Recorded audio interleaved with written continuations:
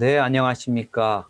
이번 시간에는 김정은 리더십의 특성과 북한 체제의 미래라는 주제를 가지고 말씀드리겠습니다. 저는 한반도 미래연 통일 콜로키움 강의를 맡은 이영종 중앙일보 북한 전문기자입니다. 이 시간을 통해서 여러분들 지금 남북관계, 또 통일 문제, 또 우리 한반도 평화 문제와 관련한 어떤 현안들, 심도 있는 이야기들을 이제 한참 듣고 보고 배우셨을 텐데요. 오늘은 김정은 리더십이 북한 경제, 정치, 또 사회 분야에 어떻게 투영되고 있고 북한 체제가 과연 어디로 가고 있느냐 하는 이런 주제로 말씀을 드리겠습니다. 파워포인트를 보면서 하나하나 설명을 드리고 가급적 좀 많은 사진 자료, 영상 자료 이런 것들을 통해 가지고 직접 여러분들이 북한 체제의 내부를 좀 들여다보는 이런 시간으로 갖도록 하겠습니다. 저는 중앙일보에서 북한 전문기자로 일하고 있고요. 통일문화연구소장, 또 노조위원장 뭐 이런 일을 했고 고려대 대학원에서 북한학 박사를 받았습니다. 미국의 우드로 윌슨 국제센터에서 북한 냉전사 프로젝트와 관련한 연구를 진행한 바 있습니다. 김정은과 관련한 제 개인적인 관심, 또 학문적인 관심 이런 부분 때문에 후계자 김정은이라든가 김정일가의 여인들, 북한 여성들, 특히 로얄 패밀리의 여성들이 얼마나 그 북한 사회에서 은둔을 강요받았었는지, 또 최근에 김여정이나 이설주 같은 사례에서 보면 이제 당당하게 어떤 권력의 무대에 전면에 나서는 이런 모습들, 이런 것들을 담은 김정일가의 여인들, 또 김대중 노무현 정부의 대북정책 이면사를 담은 선샤인 리포트, 사이공 패망과 내부의 적 등 많은 책들을 저술하기도 했습니다. 네, 김정은가의 여인들은 지금 보시면 대만에서 출간이 됐고요. 후계자 김정은은 일본 고단샤에서 출간이 됐고 영문판도 발간이 된 적이 있습니다. 네, 뭐 본업이 기자이다 보니까 여러 가지 이제 기사를 쓰는데요. 지금 태영호 국민의힘 의원 전 영국 주재 북한 외교관이었죠. 요즘은 뭐 유튜브로도 많이 활동을 하고 있는 것 같은데요. 태영호 공사가 북한에서 영국에서 이제 망명을 할 때 제가 첫 보도를 한 그런 기억이 있습니다. 그래서 아래 사진은 태영호 공사가 저희 중앙일보사를 찾아와서 저와 한번 만나서 대담을 했던 그때의 사진입니다. 자, 우리가 뭐 김정은의 리더십이라든가 북한 체제의 미래 이런 거창한 이야기를 하기 전에 통일 북한 문제와 관련한 어떤 고민들 이런 부분들을 좀 짚어보면 어떨까 합니다. 먼저 오징어와 낙지, 눈치를 채셨겠지만 오징어와 낙지, 남북한이 언어가 많이 달라지면서 좀 이상한 현상이 생겨났습니다. 지금 우표를 보시면은 북한에서 2000년 이때 발간된 우표입니다. 누가 봐도 우리가 보기에는 오징어인데 낙지라고 이렇게 돼 있죠. 네. 1965년에 나온 우표도 마찬가지입니다. 어떻게 이렇게 우리가 오징어로 알고 있는 것들이 북한에서 낙지로 바뀌게 되었을까? 사실 뭐 언어 문제라든가 이런 그 어문 관련한 전공을 하시는 분들한테 물어도 정확히 어떻게 이게 언제쯤부터 바뀌었다, 달라졌다 이렇게 얘기하기는 쉽지 않다 이렇게 말씀을 듣고 있습니다. 북에서 오신 분들한테 물어보면은 오징어, 그러니까 뭐 말린 낙지 이런 얘기들 하는데 그게 이제 말린 오징어란 얘기고요. 그러면 오징어는 뭐냐? 오징어는 좀 학술적인 이런 쪽에 많이 쓰이는 것 같다. 그런데 일반적으로 시장이나 이런 데서 오징어란 얘기를 잘 들어보질 못했다. 아마도 분단 뭐 70년 넘어가면서 남북 간의 많은 것들, 언어가 바뀌었다는 거는 뭐 사람들의 생각이나 이런 것들이 바뀌었다는 얘기일 수도 있고요. 그만큼 남북 간의 이실화가 심화된 어떤 상징적인 걸로 볼 수가 있습니다. 말이 바뀌면 생각이 바뀌고 이데올로기, 남북 간의 많은 갈등이나 이런 것들도 결국은 이런 언어의 이질화에서 비롯된 게 아닌가 이런 고민을 좀 해볼 때가 있습니다. 다음 통일 북한 이슈. 어떤 부분이 좀 고민이 될까? 네. 여러분들 뭐 그 나이가 좀 연배가 있으신 분들은 어렸을 때 많이 겪어보셨겠죠? 70년대, 80년대 학교에서 포스터.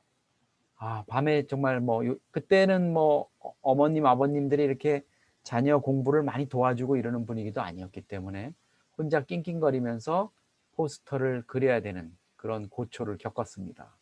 표어도 마찬가지죠. 표하기 지겨우니까 이제 그냥 통일해라. 이런 얘기가 있습니다. 제가 왜 이 말씀을 드리냐 하면요.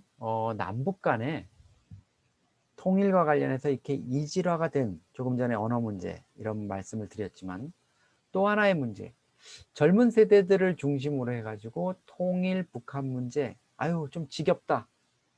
돈도 안 되고 뭐 매일 북한 뭐 우리 못 살게 하는 것만 생각나고 이러해서 가다 보니까 뭐 통일이란 얘기가 점점 우리 사회에서 사라져 버리고 북한에 대한 혐오 이런 것만 좀 생기는 이런 현상들, 이게 좀 오늘날 우리가 통일 북한 문제 또 한반도 평화 문제를 다루는 데 있어서 어떤 좀 근본적인 넘어서야 될 한계, 장벽 이런 게 아닐까 이런 생각을 하게 됩니다. 자, 이제 본격적으로 말씀을 좀 들어가 보겠는데요. 먼저 지금 평양 어떤 상황일까 궁금하실 겁니다. 이제 뭐 북한도 5월 되면은 제일 바쁜 게 이제 농촌이죠. 변해기 첫 이제 모내기를 했다. 또 뭐 북한에서는 부엌에 그 부직갱이도 요새 그 춤을 춘다. 부직갱이도 일을 한다. 이럴 정도로 인력이 정말 딸리는 이런 상황입니다. 김정은 국무위원장은 1월 달에 8차 노동당 대회를 개최했습니다. 새해 벽두부터 노동당 대회를 개최했죠. 5개년 경제계획, 2021년부터 25년까지 어떻게 경제를 이어갈까, 경제 발전을 이룰까 하는 그런 경제계획을 선포했습니다. 그런데 이게 노동당 대회를 개최했는데 별로 반응이 신통치가 않았어요. 뭐 움직임이 별로 당 간부들이나 신통치 않으니까 한 달 만에 당 전원회의를 열어가지고 간부들을 막 경질하고 이러면서 아주 뭐 혼쭐을 냈죠. 그만큼 북한이 지금 긴장된 상황이라는 것들, 이런 것들이 있습니다. 그리고 당대회라든가 전원회의, 뭐 최고인민회의, 상임위원회 이런 것들을 열어가지고 중앙급, 당 중앙의 어떤 질서, 기강 잡기 이런 걸 한 것뿐만 아니라 지방의 당 책임 비서들, 김정은 위원장이 다 불러 모았습니다. 그래가지고 회의를 했고요. 또 북한에서 노동당에서 제일 말단이라고 할 수 있는 세포 비서 한 뭐 5명에서 30명 정도 이런 단위를 책임진 사람들이니까 정말 노동당의 말단인데 이 말단 조직까지 김정은 위원장이 다 챙겼고요. 이제 4월 말에는 청년동맹회의, 북한의 한 회원수가 한 500만 명 되는 최대의 청년 조직인데 이제 당 외곽 조직까지도 좀 뭔가 당을 중심으로 또 북한 체제의 어떤 결속 이런 것들을 위해서 좀 동원을 하는 이런 움직임을 보이고 있습니다. 코로나19 비상방역 지속, 확진자 0명 고수. 아직도 북한은 확진자가 하나도 없다. 이러면서 이제 북한이 세계 유일의, 거의 사실상 세계 유일의 코로나 청정국을 자처하고 있고요. 최근에 세계보건기구 WHO에서도 북한 주민 한 2만 5천 명 정도를 대상으로 검진을 했는데 확진자가 나오지 않았다. 이렇게 보고를 한 바 있습니다. 또 셀프 제재, 사실 코로나19 때문에 작년 1월부터 북중 접경뿐만 아니라 모든 육해 공로를 다 막았기 때문에 대북 제재의 그 숨통 이런 것까지도 다 막힌 거죠. 북중 접경의 밀무역 루트까지도 코로나 때문에 막혔으니까. 이런 상황에서 이제 정면 돌파전, 자력갱생 이런 것들을 지난해부터 좀 강조하고 있습니다. 남북 관계 여전히 뭐 좀 어렵습니다. 김여정 노동당 부부장, 김정은 위원장의 여동생이죠. 지난 3월 15일 날 담화에서 3년 전의 봄 계절, 그 다시 오기 힘들 것 같다. 스산한 살풍이 불고 있다. 이렇게 2018년 봄, 평창 동계올림픽 이후에 그 한반도의 봄, 이제는 다시 오기 힘들 거다 이렇게 주장을 하고 있고요. 최근에는 5월 2일 날 담화에서는 대북전단 살포, 우리 탈북단체가 했죠. 거기에 대해서 심각한 도발이다, 두고 볼 수만 없다 이렇게 주장하기도 했습니다. 북미 관계도 바이든 행정부가 이제 출범한 지 한 달, 100일이 넘어섰죠. 싱가포르, 하노이 같은 기회는 다시 안 줄 거다. 최선희 외무성 제1부상이 3월 17일 날 담화를 냈고요. 또 5월 2일자에 북한 외무성이 미국이 북한의 인권 문제를 지적한 거에 대해서 자기들 최고전함, 그러니까 김정은 위원장까지 건드렸다, 후회하게 될 것이다 이렇게 비난을 하고 있습니다. 자, 북한의 방역 초소, 아마도 어디 건설장이나 이런 데 지금 이 복장을 보면 돌격대들, 건설 인력들인데 지금 현장에서 방역 초소를 만들어 놓고 체온을 재고 손 소독제를 뿌려주는 이런 장면들 북한에서 지금 볼 수가 있습니다. 자, 북한이 4월부터 지금 뭐 평안북도 이런 쪽에 일부 좀 시범 학교부터 등교, 그러니까 대면 수업을 시작을 했습니다. 그만큼 이제 코로나에 대해서 조금 자신감이 있다 이런 뭐 증표일 수도 있고요. 교육 문제 더 이상 좀 학생들 온라인 수업, 북한의 온라인 수업 이런 것들이 좀 취약할 테니까 그대로 놔둘 수 없다 이런 그런 판단에 따라서 대면 수업을 시작한 것 같은데요. 북한의 선전 매체인 메아리가 보도한 사진인데 좀 안타깝죠. 아마도 학생들이 열심히 책을 보면서 등교하고 있다 이런 장면을 좀 연출하려는 그런 의도인 것 같은데 보시기에 좀 부자연스럽고 너무 연출한, 우리 이제 젊은 친구들이 보면 좀 너무 티난다 이럴 정도의 그런 연출이 보이고 있습니다. 자, 시군의 당 책임비서 강습회 김정은 위원장이 직접 이렇게 소집을 해가지고 앉아서 역시 뭐 시군당의 책임비서니까 꽤 책임자급인 사람들이기 때문에 보시면은 소파 형태의 이런 의자에 좀 널찍하니 앉아서 편안하게 강습을 듣는, 물론 뭐 긴장되겠죠. 김정은 위원장 앞이니까 졸면 또 큰일 나고 이러니까 긴장은 하고 있을 겁니다. 이런 그 대회, 강습회 이런 것들을 통해서 연초부터 계속 학습의 고삐를 당기고 있습니다. 자, 이건 좀 다른 모습입니다. 당 책임비서 강습회, 당 간부들 책임비서급이니까 뭐 높은 사람들. 근데 청년동맹, 우리 청년단체, 마스크는 끼고 했는데 글쎄요, 이 뭐 스탠드에 있는 사람들은 좀 거리를 두고 앉았는데 여기 있는 분들 좀 안쓰러울 정도로 어깨를 이렇게 잡고 아마 화장실도 가기 힘들 정도로 따닥따닥 붙어 앉아서 뭔가 강습을 받는 이런 모습. 뭐 이런 좀 무리수, 전국에서 사람들이 모이면 코로나가 어떻게 확산될 수 있는, 번질 수 있는 이런 위험에도 불구하고 이런 청년동맹 대회를 통해 가지고 좀 북한의 청년들의 사상 이런 것들을 좀 결집시켜야 되겠다 이런 의도가 있는 것 같습니다.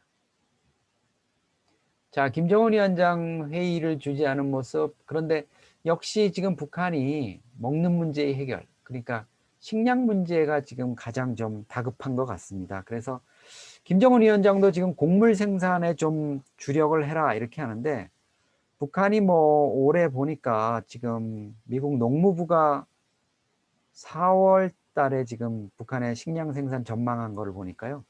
올해 쌀 생산량이 136만 톤이다. 그래서 좀 3년째 저조한 수준, 어려울 거다. 또 수입량도 지금 많이 줄어들었기 때문에 좀 힘들지 않겠느냐 이런 얘기들이 나오고 있습니다. 원래 북한이 제대로 먹으려면 한 600만 톤 정도가 식량이 필요하고 지금 감량 배급 상태에서도 450만 톤 정도가 필요한데요.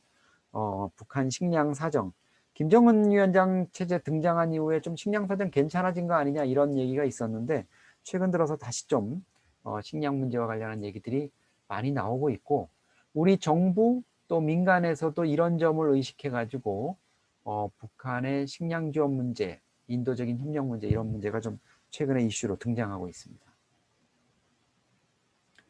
자, 작년 여름에 북한에 이제 수해가 나가지고 태풍이 오고 이래가지고 피해를 많이 입었을 때 김정은 위원장이 직접 이 일제 렉서스 차량을 SUV를 몰고 논두렁길을 달려서 현장을 찾았다. 뭐 이런 그 장면이고요.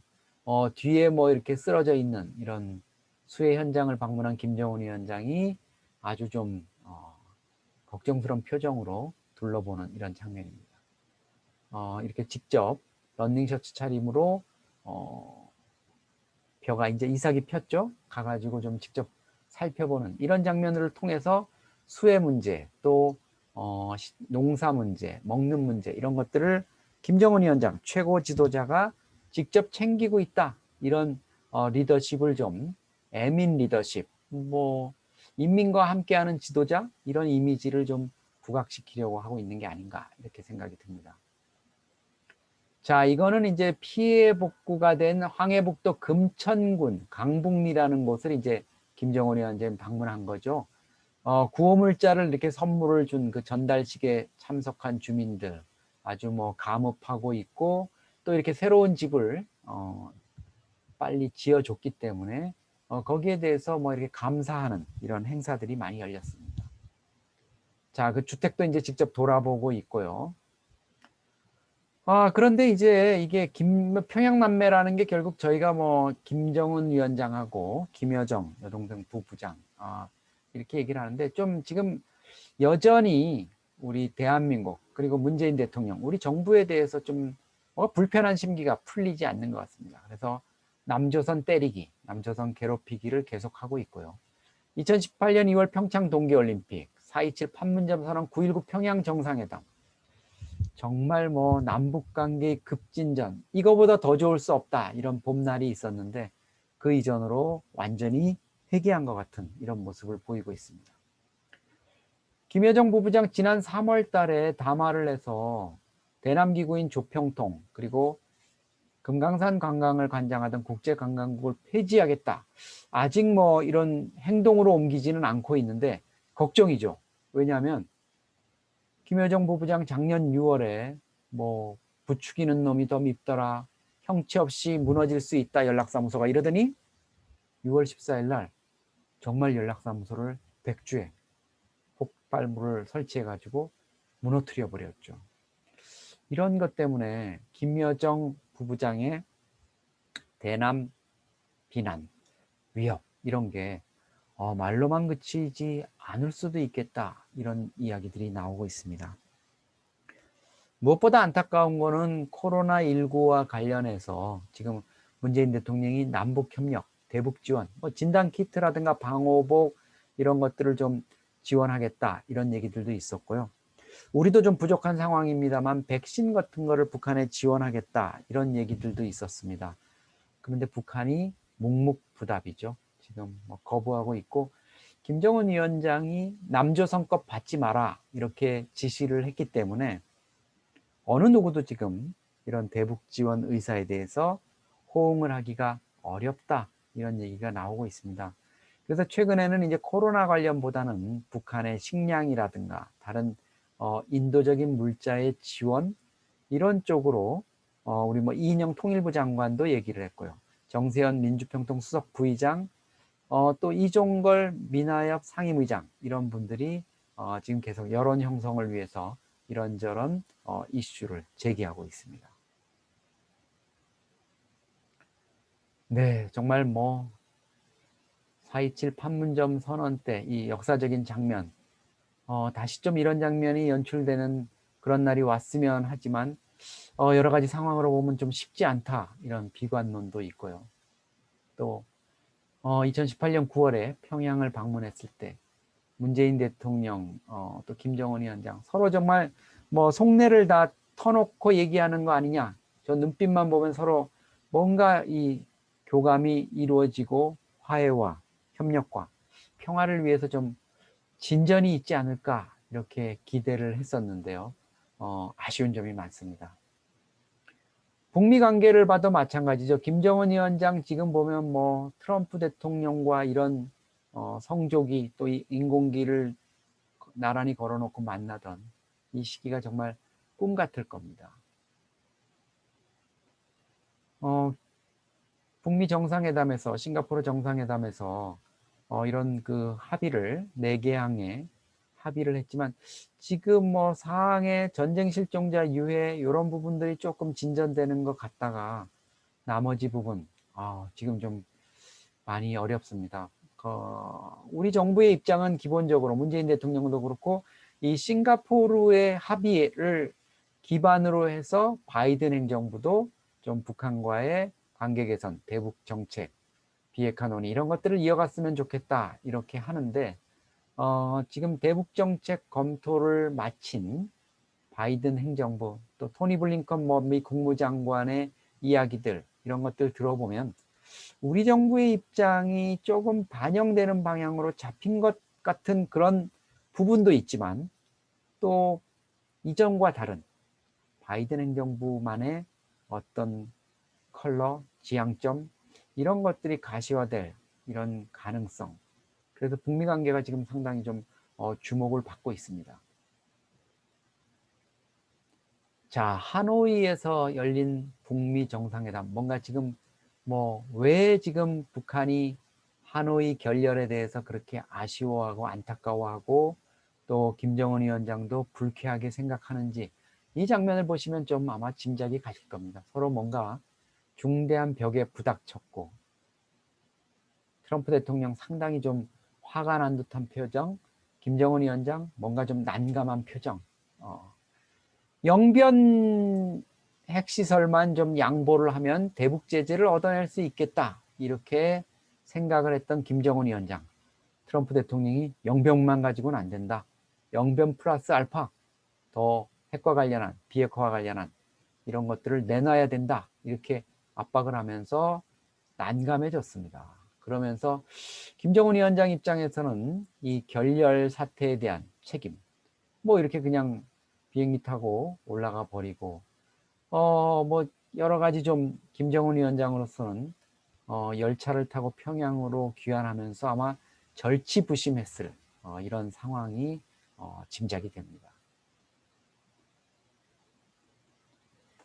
자, 정의용 우리 이제 그 청와대 안보실장 당시 2018년 3월에 평양을 다녀와서 곧장 트럼프 대통령을 백악관에서 만나고 지금 바로 나와서 백악관 출입 기자들에게 평양 방문 결과 또 트럼프 대통령과의 어떤 면담 결과를 발표하고 있습니다.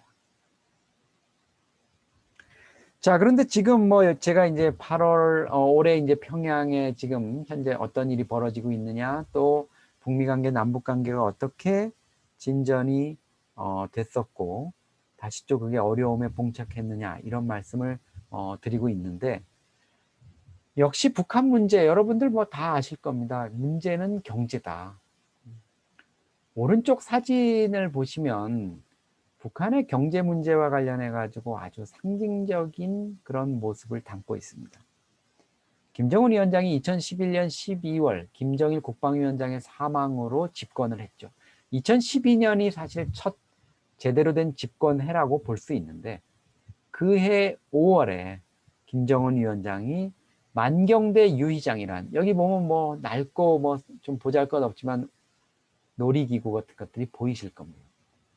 만경대 유의장이라는 우리 롯데월드나 에버랜드 같은 곳을 방문을 했습니다. 근데 당 간부들을 데리고 이렇게 가다가 김정은 위원장이 갑자기 허리를 굽혀가지고 풀을 뽑아요. 잡초로. 무슨 얘기냐?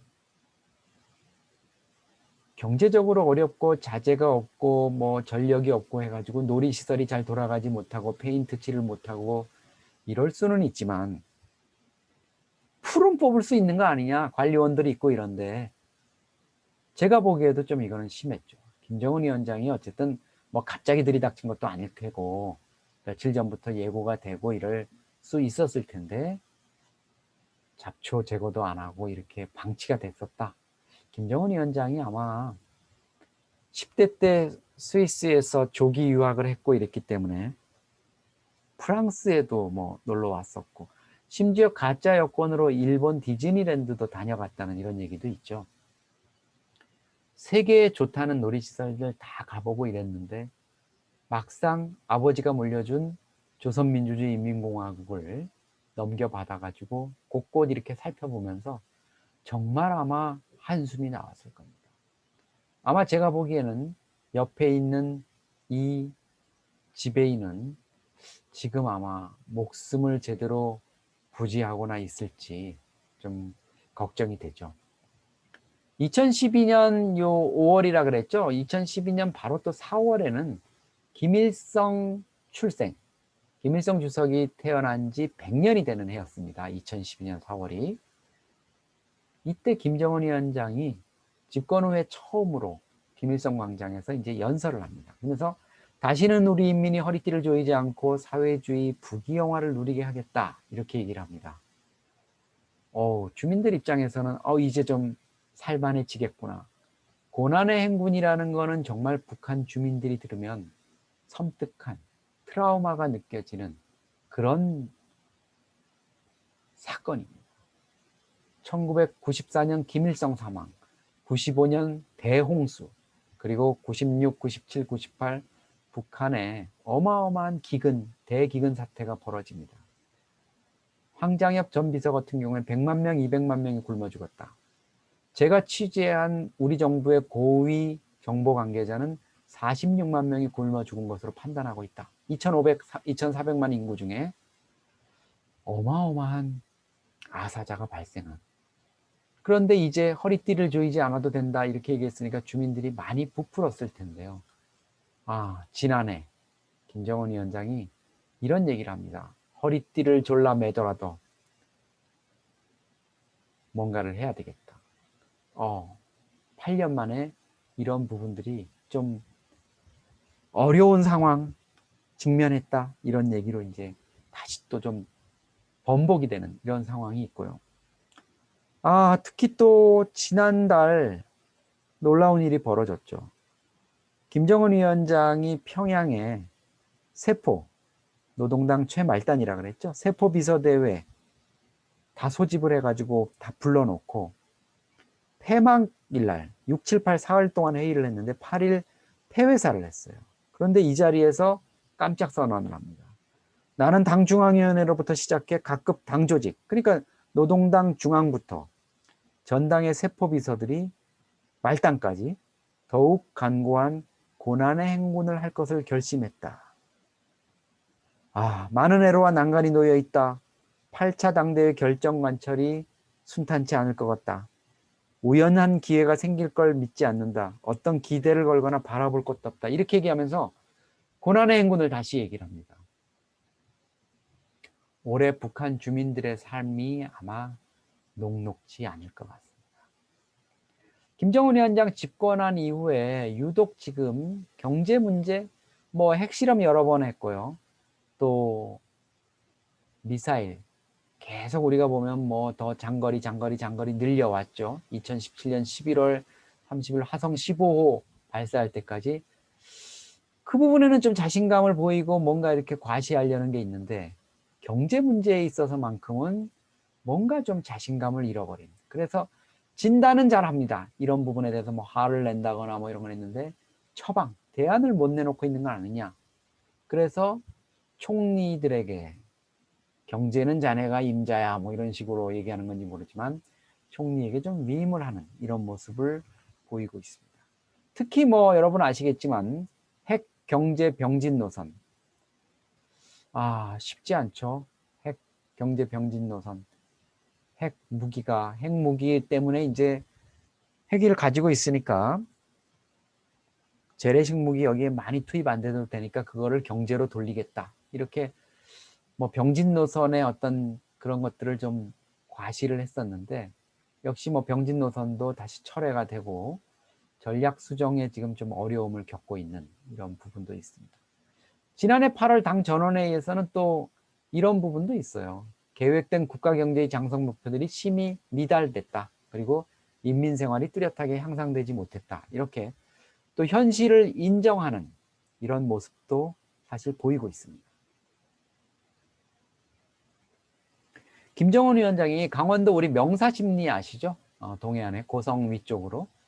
명사십리의 원산 뭐 이 앞바다 쪽에 보면은 지금 여기 솔밭이라든가 이런 걸 좀 갈아내고 해양 관광 리조트를 지금 지었습니다. 뭐 어마어마한 규모죠, 여러분 보시면. 근데 이거를 벌써 2년 전에 완공하기로 했다가 작년으로 이렇게 연기를 했다가 결국 작년에 뭐 태풍 피해 이런 것 때문에 아직도 완공됐다는 소식이 들리지 않고 있습니다. 이렇게 어마어마한 규모의 여기 원산 비행장도 지금 새로 건설한 모습이 보이는데요. 뭐 미래의 어떤 관광 이런 것들을 위해 가지고 짓고 있는지는 모르겠습니다만은 어쨌든 중요한 거는 김정은 위원장이 직접 지시를 한 사업이 차질을 빚고 있다. 북한 경제가 얼마나 어려운 이런 상황을 받고 있느냐 하는 것을 좀 보여주는 방증이 아닐까 이렇게 생각이 듭니다. 자, 김정은 위원장이 지금 해양관광 리조트 방문해가지고 여러 가지 좀 돌아보는 이런 사진들 과거에 많이 나왔었는데 지금은 뭐 이 얘기는 아예 등장을 하지 않고 있습니다. 자, 또 하나 작년 3월 17일 평양 종합병원 착공식입니다. 어마어마한 규모의 병원을 짓겠다. 우리 평양에도 좀 번듯한 주민들이 다닐 수 있는 종합병원이 있어야 되겠다. 이렇게 얘기를 하면서 김정은 위원장이 이거를 작년 3월에 착공을 하면서 10월까지 지어라. 이렇게 했어요. 그래서 이렇게 건물이 뭐 금방 뭐 밤에 횃불을 켜고 공사를 하고 해가지고 올라갔는데 문제는 뭐냐. 건물만 이렇게 올라가다가 중단되고 아직까지도 병원이 어떻게 됐다는 소식이 없습니다. 아까 그거는 해양관광 리조트는 원산 뭐 바닷가니까 그렇다 치고 이거는 지금 평양 한 중심가에 그것도 김정은 위원장이 직접 삽을 뜨면서 이렇게 멋있게 시작을 했는데 안 지어지고 있다. 이건 뭐 보통 일이 아닙니다. 뭔가 지금 북한 내부 심상치 않다. 김정은 위원장의 어떤 주민들에 대한 약속 이런 것들 문제가 생기면 리더십에도 타격을 입을 수 있는데 이거를 지금 해결을 못하고 있는 거죠.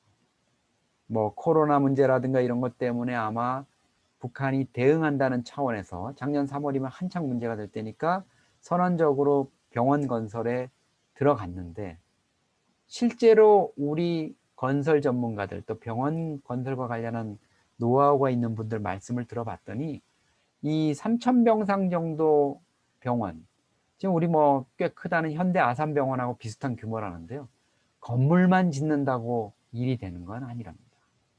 이 안에 첨단 의료기기도 들어가야 되지만 감염이라든가 이런 것들도 효율적인 서비스가 의료 서비스가 진행되기 위해서 그 배치 노하우 이런 것들이 정말 고도의 기술로 들어가야 되는데 3월에 지어서 우리 뭐 지금 종합병원들 짓는 거 보면 뭐 한 3년 이렇게 하는데 불과 뭐 7개월 만에 지어라? 쉽지 않았을 거란 얘기죠. 이렇게 김정은 위원장이 뭐 속도전, 천리마, 말리마 하루에 뭐 천리를 달린다는 말 근데 김정은 시대 와가지고 말리마 뭐 또 평양 속도 뭐 이런 식으로 붙여가지고 이렇게 속도전 사생결단으로 좀 빨리 지어라 이렇게 했는데 그 한계가 지금 드러나는 거 없고요. 왜 이렇게 자꾸 건물을 지으려 그러냐? 이런 데서 보면 아실 수 있을 겁니다. 원산 갈마 해양관광기구 건설과 같은 방대한 창조대전, 방대하게 이렇게 대규모 건설 프로젝트를 하는 거는 적대 세력들에게 들씌우는 명중포하다. 무슨 얘기냐 하면 미국이나 이런 데서 대북 제재를 하고 있으니까 대북 제재에 아랑곳 않고 우리는 이렇게 건축물들 뻥뻥 지어 올린다. 이런 것들을 과시하고 싶다. 이런 김정은 위원장 물론 뭐 청년이니까 청년 세대니까 아직도 30대죠. 한번 이렇게 뭐 좀 맞서보는 이런 모습을 보이고 싶어 하는 거는 이해를 하는데 자꾸 한계만 드러내고 있는 것 같아서 좀 안타깝습니다. 자, 북한 경제와 관련해 가지고 한 커플만 더 들어가 보겠습니다. 균빈의 붕괴 무슨 얘기일까? 균빈 모두가 가난하다는 얘기입니다. 북한의 뭐 90년대 말 2000년대 초 북한이 이런 생각들 가지고 있었어요. 노동신문 기자라든가 뭐 이런 방북대나 또 평양에서 이제 서울로 왔을 때 취재차 온 북한 기자들한테 뭐 우리 남한의 이런 발전상들 이런 거 보고 좀 느낌이 어떻냐 이렇게 물어보면 우리 공화국 북한은 뭐 잘 살지는 못한다 인정을 하죠. 그 사람들 엘리트니까. 근데 우리는 다 같이 이렇게 가난하게 살지만 서로 자주 주체 이렇게 해서 제국주의 미제국주의에 맞서고 남한처럼 미제에 빌붙어 먹지는 않는다. 또 자본주의 어떤 폐해 이런 것도 없다. 이런 자부심이 있었어요. 가난하지만 뭐 이러이러한 건 지킨다. 그런데 북한이 지금은 이제는 완전히 김정은 위원장 시대 들어서는 1% 공화국. 2,500만, 4,500만 인구 중에서 24만 명 수준의 특권층을 위한 체제로 운영되고 있다. 정말 말 그대로 1% 공화국.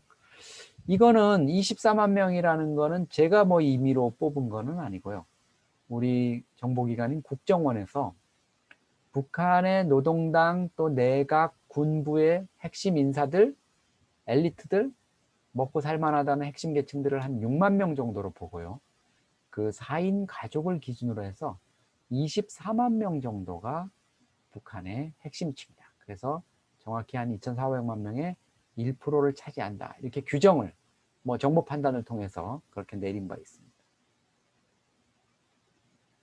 여기에다가 이제 더 심각한 거는 장마당이 김정은 위원장 시대 들어와 가지고 가장 이제 활기를 띠는 게 장마당이죠, 사실. 과거 그 고난의 행군 때 많은 사람들이 굶어 죽고 나서 노동당을 믿었다가는 굶어 죽기 십상이다. 장마당을 통해서 이제 장사를 하고 생필품 식량을 조달하기 시작한 거죠. 근데 이 장마당 유통을 장악하고 중국에서 생필품 같은 거를 값싸게 들여와 가지고 북한 전역으로 유통시키면은 이런 붉은 자본가 뭐 이런 격인 돈주, 그러니까 쩐주가 등장하면서 이 사람들이 북한의 또 핵심, 뭐 사상적으로 정치적으로는 아니지만 경제적으로 핵심 계층. 그래서 뭐 지방 도시 같은 경우에는 이 돈주들의 돈을 가지고 공장이나 기업소, 원래는 뭐 플라스틱 뭐를 생산해야 되는데 거기 그 라인에다가 다른 걸 주고 뭐 예를 들어서 뭐 고무장갑을 생산해야 되는 데다가 뭘 해가지고 플라스틱 뭐 그릇을 생산한다. 이런 식으로 이제 이 돈주들의 영향력이 커지고 있다. 또 월급만으로는 살 수 없는 일반 주민 노동자, 또 달러에 대한 접근이 가능한 이런 좀 엘리트라든가 부유층, 특권층, 이게 확연하게 이제 사는 세계가 갈려지는 이런 문제가 있습니다.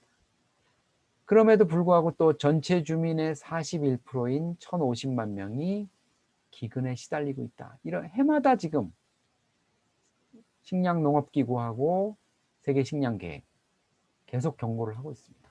전체 주민의 40%가 기근에 시달린다. 정말 뭐 안타까운 얘기일 수밖에 없습니다. 이 부분이 빨리 김정은 위원장 말대로 먹는 문제 해결이 이루어져야 되는데 북한 체제의 어떤 한계, 또 농업 생산에서의 어떤 그 부진한 모습들, 이런 것들 때문에 이 부분이 지금 풀리지 못하고 있습니다. 자, 그럼에도 불구하고 김정은 위원장 시대 들어서 이런 뭐 뉴타운 같은 미래과학자 거리라든가 뭐 여러 가지 은하, 뭐 또 새로운 거리들이 생겨나고 있고요. 이처럼 뭐 북한의 핸드폰이 워낙 지금 많이 보급돼 있죠. 뭐 500만 대라 그러던 얘기가 지금 훨씬 넘어서 700만 대. 그러니까 북한 주민 뭐 한 4명 가운데 1명은 핸드폰을 갖고 있는. 사실은 휴대폰 같은 경우에는 상당히 이제 북한 주민들의 사상 오염이라든가 외부 세계와의 어떤 이런 것들 때문에 좀 통제가 되지 않을까 이렇게 생각을 했는데 의외로 북한이 많이 지금 보급을 하고 있고, 이거는 아마 이 휴대폰 보급을 통해서 달러 베이스로 이제 기계값이나 요금을 받는 이런 과정을 통해서 북한 당국이 막대한 자금을 확보할 수 있는 이런 것들 때문에 아마 핸드폰을 허용하고 있는 것 아닌가. 물론 뭐 외부와의 인터넷 차단돼 있고 내부적으로도 여러 가지 통신 검열들이나 이런 것들을 통해서 통제를 하고 있다, 이렇게 볼 수가 있을 겁니다. 자, 이렇게 과거에는 딱딱하게 그래프로 이렇게 뭐 숫자 정도 보여주던 이런 일기예보, 방송 일기예보가 김정은 시대 와가지고는 이렇게 변화가 있는 모습들. 자, 뭐 평안 고려 호텔을 이렇게 나서는 여성분들인데요. 상당히 뭐 북한이라고 믿기지 않을 정도로 세련된 모습을 하고 있습니다. 자, 김정은 시대 들어서 또 가장 뭐 발전한 분야, 화장품이라고 볼 수 있죠. 내용물 어떤지는 모르겠습니다만 용기나 이런 패킹하는 부분 상당히 지금 발전을 해 있고요. 그 이유는 김정은 위원장 또 부인 이설주, 화장품에 대해서 관심이 많죠. 김정은 위원장 뭐 부인인 이설주, 또 여동생인 뭐 김여정 부부장, 이쪽으로부터 뭐 좀 얘기를 듣는 게 있어서 그런지 몰라도 여성들이 눈화장하는 데 바르는 마스카라 얘기를 하면서 해외 명품들은 물에 닿아도 뭐 수영을 해도 괜찮은데 우리는 왜 하품만 해도 너구리처럼 이렇게 번지느냐, 검게. 이러면서 이제 화장품의 품질 향상 이런 것들을 좀 강조를 했습니다. 이렇게 이제 북한이 중점적으로 좀 관심을 갖는 인민생활품, 특히 뭐 여성들이 사용하는 이런 화장품이라든가 이런 것들의 어떤 그 품질 향상 이런 것들을 통해서 주민들 민생을 좀 챙기는 지도자, 이런 리더십 이런 것들을 좀 과시하는 이런 모습도 볼 수가 있습니다. 자, 광복거리 상업중심, 과거에 이제 광복백화점이라고 북한의 뭐 큰 백화점인데, 요 표를 좀 잠깐 설명을 드리면은 여러분들이 이제 북한의 어떤 물가 체계 이런 거에 대해서 이해를 하실 수 있을 겁니다. 화장품 세트 6개 들어있는 뭐 미래 화장품 세트라는 거가 북한 돈으로 36만 5,100원이에요. 북한 주민 월급이 3,000원이기 때문에 이 화장품 세트를 하나를 사려면 월급을 10년치를 꼬박 모아야 살 수 있습니다. 커피 믹스, 우리같이 뭐 커피 믹스랑 똑같이 만든 그 오복 커피라는, 삼복 커피라는 그런 커피 믹스가 있는데 그게 100개 살려면 2년 걸립니다. 전기 자전거 하나 살려면 85년을 월급을 모아야 됩니다. 야, 이게 어떻게 가능하냐? 실제로 이제 가격이 이렇게 붙어 있거든요. 근데 월급 3,000원만 받아가지고 사는 북한 주민 그렇게 많지는 않은 것 같아요. 북한에서 오신 분들한테 북한 월급 얼마 받으셨어요? 월급 얼마입니까? 이러면은 뭐 3,000원입니다, 5,000원입니다 이렇게 얘기 안 하고, 아유 선생님 그 월급으로 어떻게 삽니까? 그러니까 월급은 상징적으로 이제 나오는 어떤 그런 거라고 볼 수 있고요. 그럼 어떻게 해야 되느냐? 월급만 가지고 있다가는 이제 굶어 죽는 거죠. 그러니까 다른 방법으로 장사를 하거나 이렇게 해서 뭐 달러를 얻을 수 있는 이런 쪽으로 가거나 아니면 이 월급만이 아닌 또 다른 그 부를 창출할 수 있는 그런 쪽으로 가야죠.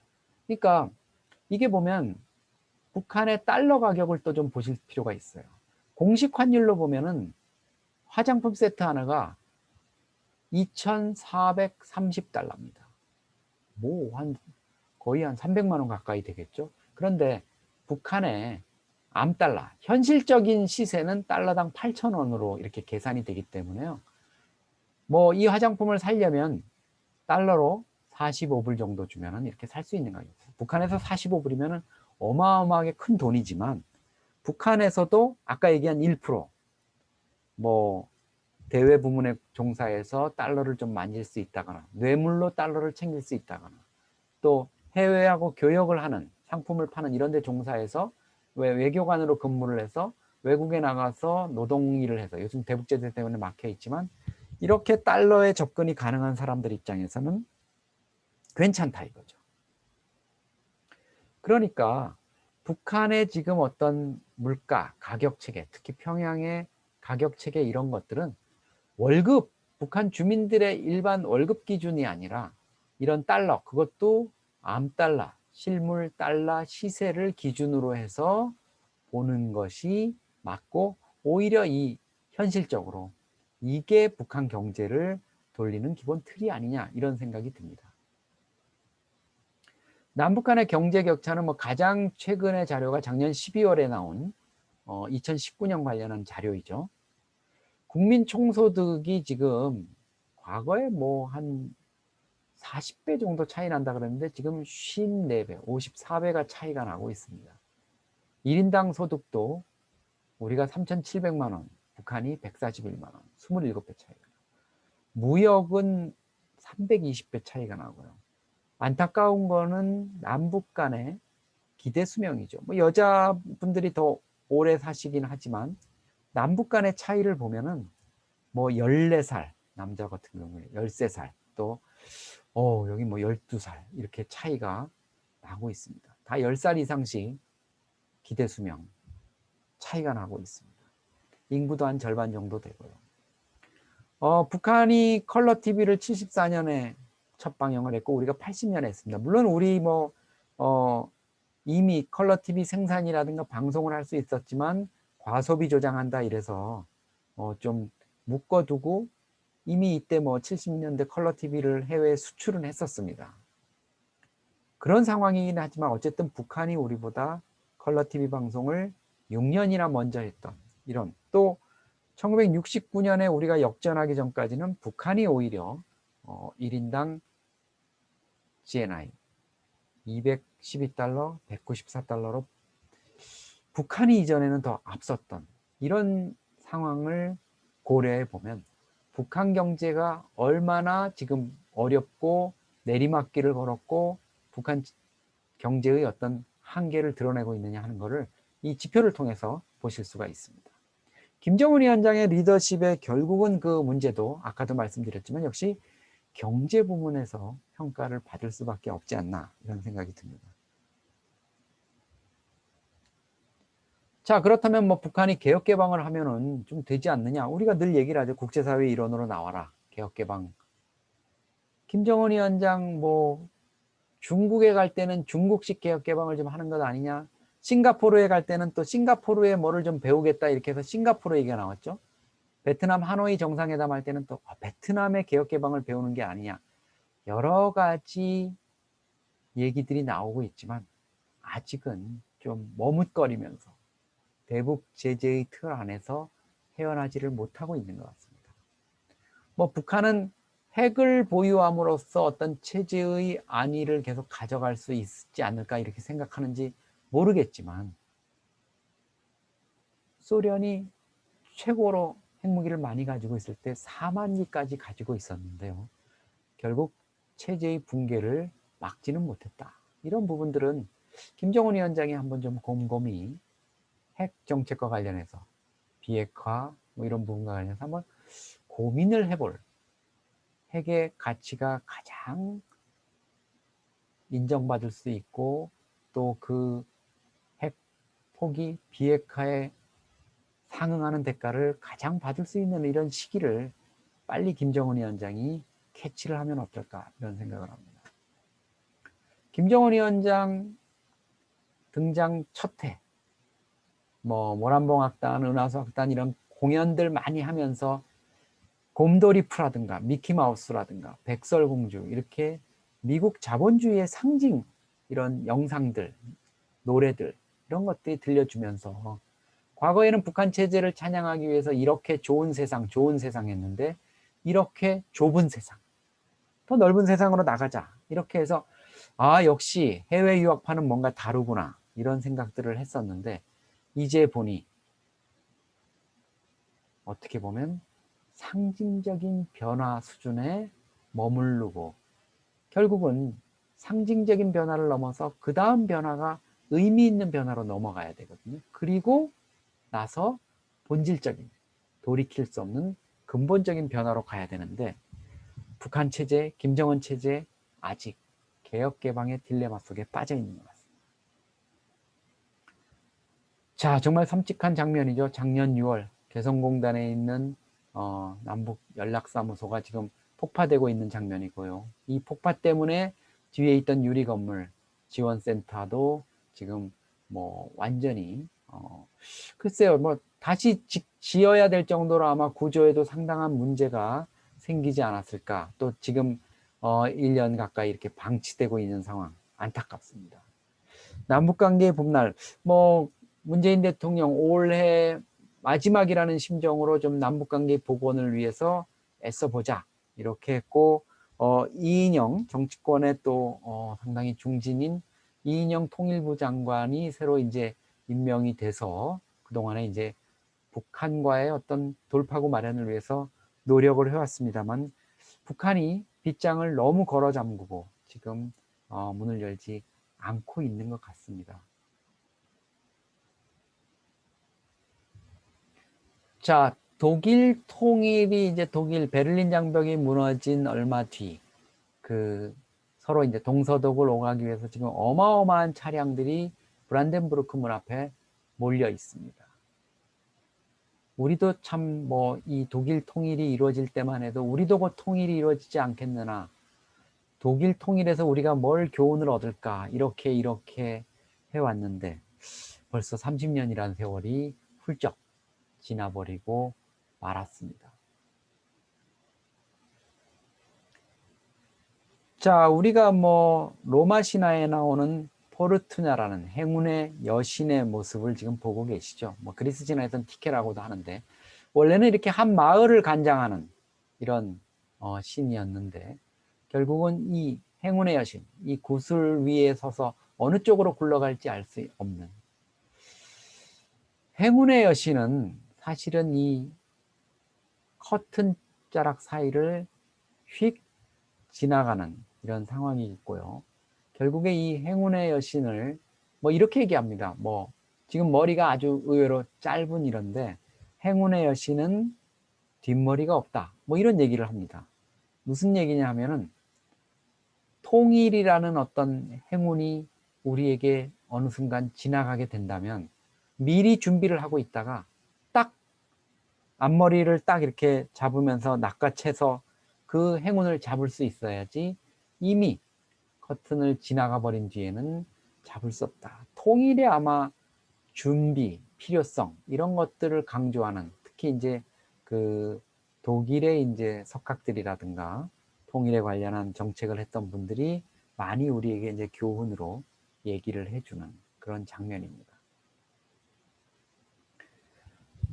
자, 우리가 뭐 오늘 그 김정은 체제에 대해서 또 앞으로 어떻게 갈 것인가 하는 부분들 좀 짧은 시간이지만 이렇게 짚어봤습니다.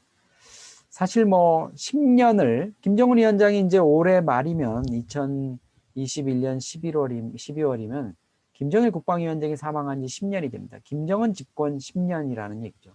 김정은 입장에서는 뭐 다른 대통령 5년 하고 뭐 4년 하고 트럼프 대통령 이렇게 물러나는데, 본인은 지금 벌써 10년을 했고 앞으로도 아마 20, 30년은 최소한 자기가 집권을 할 거라고 생각을 할 겁니다. 그렇지만은 저희가 살펴본 바와 같이 리더십에서는 아직도 불안정한 모습을 보이고 있고, 특히 경제 문제, 또 핵 문제, 여러 가지 뭐 보건 안보 문제, 이런 코로나 대응과 관련한 이런 부분만 봐도 지금 도전적 요소가 너무 많은 게 사실입니다. 물론 이제 북한의 리더십, 김정은 위원장도 마찬가지지만 김일성, 김정일, 김정은으로 내려오는 3대 세습 체제라는 게 뭐 실력이나 그 사람의 풍모 자질 이런 것보다는 혈통, 소위 말하는 백두혈통에 의해서 이런 리더십이 결정되고 이어진 측면이 많을 겁니다.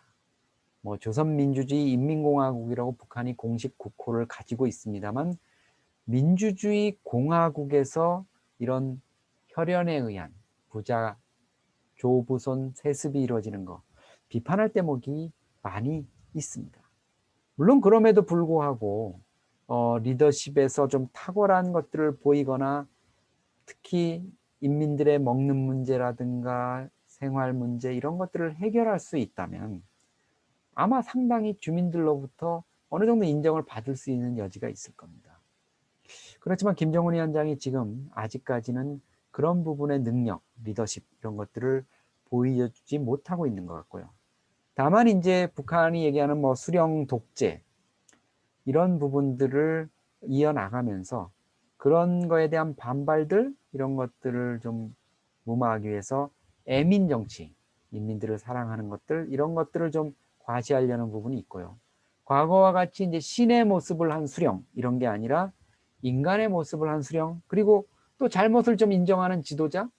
작년 10월 노동당 창당 75주년 행사에서 김정은 위원장이 인민들한테 내가 너무 잘해주지 못했다, 뭐 고마운 인민들 보면 미안하다 이러면서 눈물을 보였죠. 그게 뭐 악어의 눈물이다 이렇게 얘기를 할 수도 있겠지만은 김정은 위원장 제가 보기에는 진짜 아마 뭐 울고 싶을 겁니다. 지금 북한 체제가 당면한 여러 가지 문제들 이런 것들 좀 잘 안 되고 있잖아요. 그래서 지금 김정은 리더십의 어떤 한계점, 우리가 특성 이런 것들을 살펴봤고 북한 체제의 미래도 사실 오늘 좀 이제 조망을 해봤습니다만 역시 인민들, 주민들의 먹는 문제, 경제 문제 해결, 그리고 코로나19와 같은 어떤 세계적인 대유행 속에서 자기 국민들, 인민들을 얼마나 안전하게 지켜낼 수 있느냐 이런 것들로 리더십의 좀 향배가 결정되지 않을까 이렇게 생각을 합니다.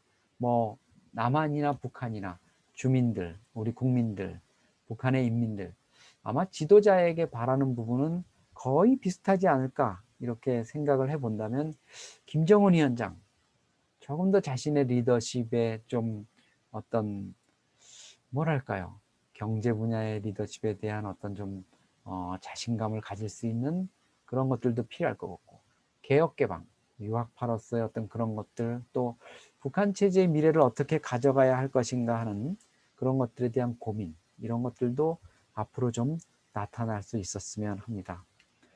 네, 오늘 한반도 미래연 통일 콜로퀴움 여러분들과 함께한 시간 이제 여기서 마무리할까 합니다. 코로나19 창궐하고 있으니까요. 건강 조심하시고 다음에 또 좋은 자리에서 만나뵐 수 있도록 하겠습니다. 감사합니다.